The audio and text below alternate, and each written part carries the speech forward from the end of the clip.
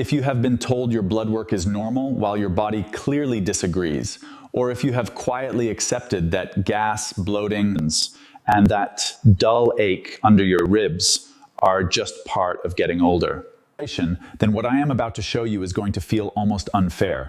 There is a narrow window inside your gut, exactly 72 hours long, why almost nobody outside of gastroenterology knows it exists, and what to do the moment this video ends. Here is what most people get wrong before we even start. They treat gut inflammation like a mystery that needs years of trial and error, maybe a colonoscopy that comes back clean and leaves them more confused than before.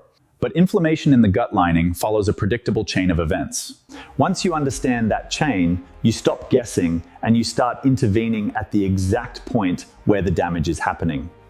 That is the difference between people who spend a decade managing symptoms and people who resolve the root cause in a matter of weeks.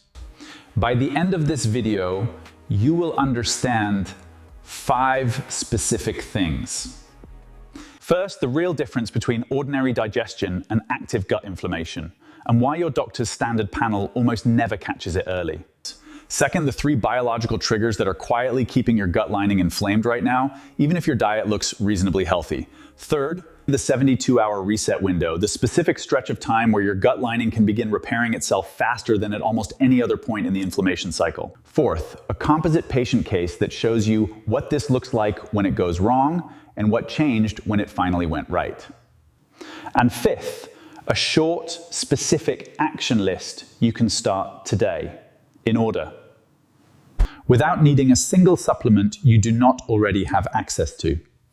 Let me tell you about a patient. I will call her Marianne. She was 44, a logistic coordinator from Ohio, and for nearly 6 years her doctor treated her symptoms as separate, unrelated complaints.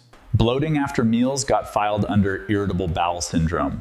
Joint stiffness in her hands got filed under early arthritis. Brain fog by mid-afternoon got filed under stress. 3 specialists, 3 different explanations, and not one of them asked the question that mattered, which was whether all 3 symptoms might be coming from the same inflamed gut lining. Marianne's case is a composite built from patterns I have seen across many patients, but the shape of her story is extremely common. And if any part of it sounds familiar, that recognition matters. So why does this happen? Here is the mechanism, and I want to walk through it slowly. Once you see it, you cannot unsee it in your own daily life. Your gut lining is a single layer of cells. Those cells are held together by structures called tight junctions. Think of those tight junctions as the grout between tiles in a floor. When that grout is intact, nutrients pass through in a controlled way and everything else stays out. When that grout breaks down, a condition often described as increased intestinal permeability, partially digested food particles, bacterial fragments, and inflammatory compounds, your immune system reacts to that leak the same way it would react to an actual infection. It mounts an inflammatory response. The problem is that this response does not stay contained to the gut. It travels. That is why a gut lining issue can show up as joint pain, skin flare-ups, fatigue, and brain fog all at once, in places that seem completely unrelated to digestion. 3 things are most commonly responsible for breaking down that tight junction grout, and almost none of my patients have heard of more than one of them before they come to me. The first is chronic low-grade stress, not the dramatic kind, but the quiet, constant kind, the kind that keeps cortisol elevated for months at a time. Elevated cortisol directly weakens the proteins that hold tight junctions together. The second is a category of compounds called emulsifiers, found in a surprising number of packaged foods that otherwise look healthy. Things like certain yogurts, protein bars, and salad dressings. Emulsifiers are added to improve texture and shelf life, but research has linked several common ones to disruption of the protective mucus layer that sits directly on top of the gut lining. The third, and the one almost nobody mentions, is irregular meal timing. Your gut lining repairs itself most actively during specific rest windows between meals. When you graze constantly throughout the day, snacking every hour or 2, you never give that repair window a chance to open. This is where Marianne's case gets interesting. When we finally mapped her pattern, all 3 triggers were present. She worked a demanding logistics job with constant low-grade pressure.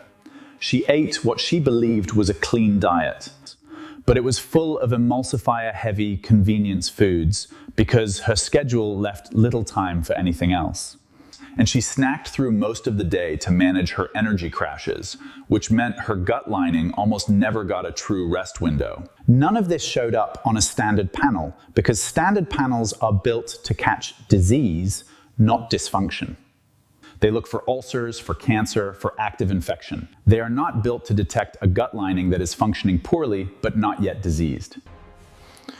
Now here is the part that changes everything. The piece I promised you at the start. There is a window, roughly 72 hours long, where the gut lining is unusually responsive to repair signals. This is not a marketing claim, it is basic physiology. Intestinal epithelial cells, the cells that make up your gut lining, completely regenerate on a cycle of roughly 2 to 5 days. If you remove the things actively damaging that lining during this exact window, and you supply the specific support those new cells need, you are not fighting against years of accumulated damage, you are simply directing what the new cells become from the very beginning. That is the difference between slow, incremental improvement and a result that feels disproportionately fast. Here is exactly how we use that window with Marianne, broken into the specific steps in the order they matter. Step 1. For the full 72 hours, every emulsifier-heavy packaged food was removed completely. No exceptions, no partial swaps. This is not a permanent restriction. It is a clean window, so the gut lining is not fighting a known irritant while it is trying to regenerate. Step 2. Meals were restructured into 3 defined sittings, with at least 4 hours between each one, and nothing in between except water. This single change gives the gut lining its longest consistent rest and repair window in years for most people, and it costs nothing. Step 3. A short, deliberate stress down regulation practice, 10 minutes, twice daily, was added specifically around mealtimes. Because cortisol spikes around eating actively work against tight junction repair. Here is the part most people skip, and it is the part that mattered most for Marianne. This is not meditation in the traditional sense, and it does not need an app or a class. For Marianne, it was simply 10 minutes of slow nasal breathing before her first and last meal of the day. Skip this step, and the other 4 steps work at half their potential, because cortisol alone is strong enough to undo the repair signal you are trying to create.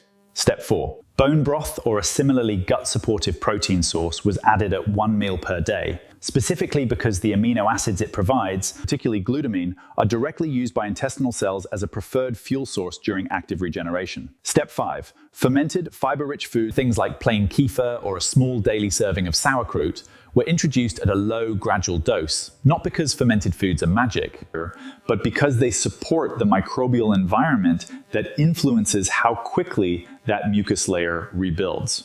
Within the 72-hour window, Marianne reported something she had not felt in years, a flat stomach by evening instead of visible bloating.